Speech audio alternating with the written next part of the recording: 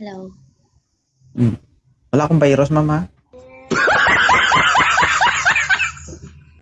Oo. Taga saan si Ma'am Sky? Dito po kami sa Kuwait ngayon. Oo. In salon. Huwag ka malakot, ha? Huwag ka malikot, ha? Experience ko na rin malapit dito sa Tagal. Sa dami ng viewers. Ilan taon na ba si Sky? 38 po. May anak ka?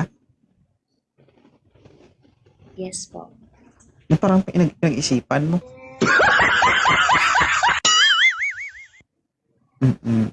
So, may boyfriend? Wala po. Single mom? Yes. Deserve? Bakit naman deserve? Hindi, kasi 'di ba? Kaya kayo naghiwalay kasi nahihirapan ka. 'Di ba? O nahihirapan kayo sa bawat isa. Deserve mo maging single mom kasi kung hindi ka single mom ngayon, siguro hindi na ganyan yung itsura mo ngayon. Ano ba itsura ko ngayon? Hindi, I mean, 'di ba? Kasi you are a single mom. Maliban na lang kung nasa langit na yung partner mo. Nasa langit na ba? Hindi po. Kinuha po ng kapitbahay. O 'di ba? Kung kayo pa rin hanggang ngayon, siguro na-stress ka na. Tama ba? So ngayon, siguro pag umakyat ka dito, sa mga panahon na to, hindi na ganyan yung itsura mo.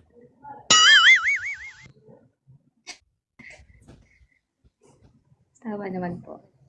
Nagigets mo ba o nagigets mo?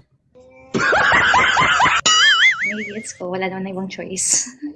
Oo. Ma'am, pwede ba namin makita yung full face ni Sky? Ay, sure po. Charan! Ano height mo? Isisave to 4'11". Tangkad ah. Dalawang anak, tama? Hindi po. Ilan? 5 po. Wow! Ilan taon ka na? 38. 38, 5 anak. Okay na yan. Diba? At least 38 ka na tapos naalagaan mo pa yung sarili mo, diba? Exactly. Ang dami Kumbaga, namang pagkain, tanong, ulam pa bakit yan. meron ganito? Ano po? Ano? Sabi ko, 38 years old, okay pa. Kung sa ulam pa, sarap pa. Pwede pa matyagaan. Ay, hindi siya pagtyagaan. Pwede kainin. Ano ba? Pwede naman. Kung mayroong kakain, bakit hindi, di ba? Naghahanap ka? Yes. Napilitan? Pero hindi naman talaga kasi, hindi naman. Iba kasi yung sinasabi na naghahanap ka for, hindi naman ganun yung kadali, di ba? Yung paghahanap, Tama. okay. In a word.